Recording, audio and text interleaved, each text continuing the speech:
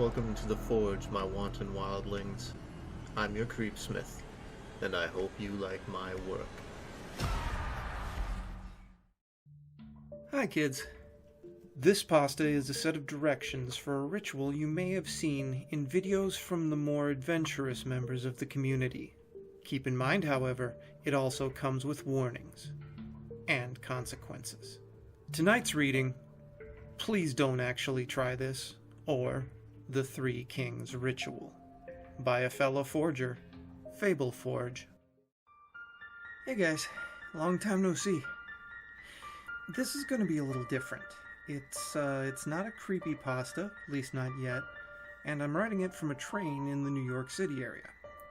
What I'm about to share with you today is one of the many relatively safe ways in which you can access, not quite enter, a place I call the shadow side, and its effectiveness depends on how seriously you take me. Your mileage may vary. Refer to title. I won't tell you that you shouldn't be afraid of the shadow side. Chances are you've already seen it after all. You merely think it was just a recurring dream. I will tell you there is no need to be ignorantly afraid of it, though. There is a difference. Ignorance fuels fear, and fear can give that place a lot of juice to run on. You have to be big on preparation if you actually want to try this. It's like skydiving. If getting it right on your first try is not something you're good at, this ain't for you. Okay, if you do drugs or alcohol on the night of this event, you're going to have a bad time. If you're going through some serious issues in your life and you're not feeling mentally or spiritually stable, or if you're just doing this to escape, you're gonna have a bad time. And if you don't follow my instructions, particularly the multiple backups I'll give you, which, trust me, are there for a reason, you're going to have a really bad time. The name of the game is The Three Kings, by the way. Alright, for this recipe, you're going to need certain ingredients. First, a very large and quiet, empty room, preferably without windows. If the windows are there, you just need to be able to cover them and ensure total darkness. Basements usually work well if they're roomy enough. A pack of candles, you'll only use one if all goes well, and a lighter, a bucket of water, and a mug, a fan, 2 large mirrors, like the one on a dresser. Don't worry, they won't be harmed. Or, if they do get harmed, that'll be the least of your concerns. 3 chairs, an alarm clock, an active cell phone, a loved one willing to follow rules and go along with all this madness, and a small toy or dear object from your childhood. Now to start the setup. Start your setup around 11 p.m. Place 1 chair in the center of the room, facing north. This is important. Place the other 2 chairs exactly to the left and the right, facing your throne. The distance between your throne and the chair of your queen and the chair of your fool should be about the length of your arm to each side, more or less. Place the 2 large mirrors on the queen and the fool chairs, left and right, facing you and each other. Try your best to have them stand at a 90-degree angle, or else you may get more or less than 3 kings. If you sit on your throne facing ahead, straight ahead, north, you should be able to perceive your own reflection in each of the 2 mirrors without actually having to turn your head or your eyes to do so. If you see your own reflection in the corner of your eye, just barely there, then you've done it right. Place the bucket of water and the mug in front of you, just barely out of reach. Place the fan behind you. Turn it on. Don't set it to maximum power. Medium or low is usually enough. Leave it on. Turn off the lights. Leave the door open and go to your bedroom. Set the candles by the side of the bed next to a lighter, your alarm clock, and your cell phone. Leave it charging. Set your alarm clock for 3:30 a.m. Turn off the lights and sleep while you're holding your power object. Get some rest.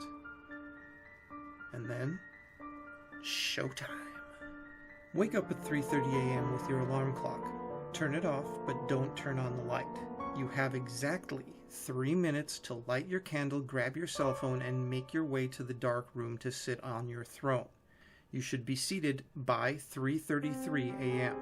And don't forget your power object. Check for potential red flags. If your cell phone didn't charge for whatever reason, abort the mission.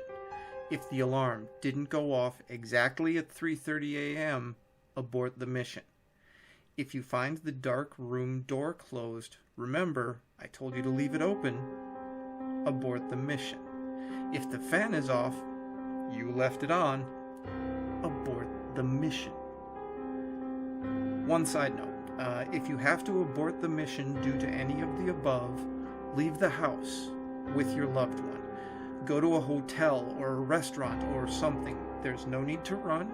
You have time to grab a jacket and your keys and whatnot, but leave.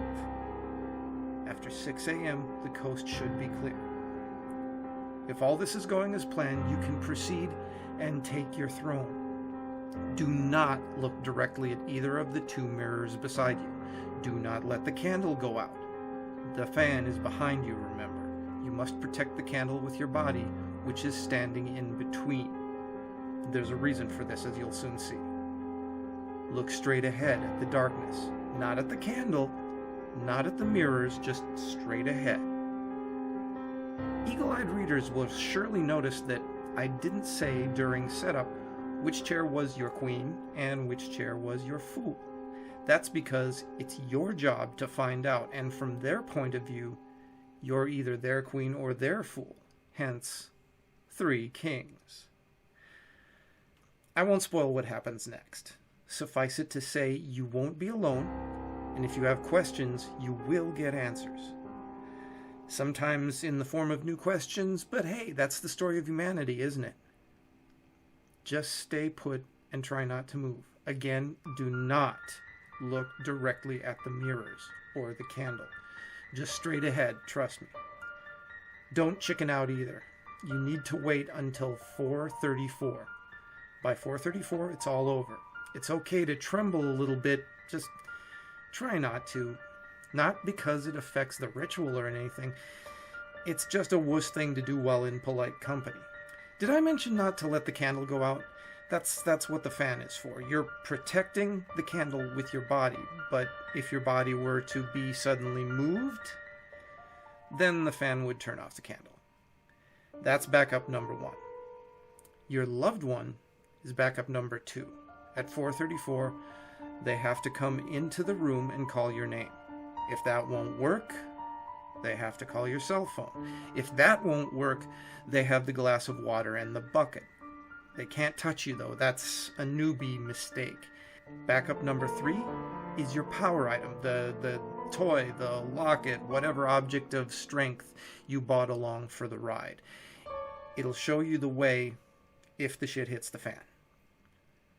Multiple backups. You gotta be like a Boy Scout if you do these things. If you half-ass this, then half-ass it all the way so that it won't work. The worst you can do is take it seriously enough for the ritual to work, but not seriously enough to be prepared for all of the consequences. And if in doubt, refer to the title. Well, what do you think? Do you feel like trying it? Nah, don't tell me. If you enjoy your brush with the unknown, just send me the story. So stay scary, my wildlings, and make the most of your nights.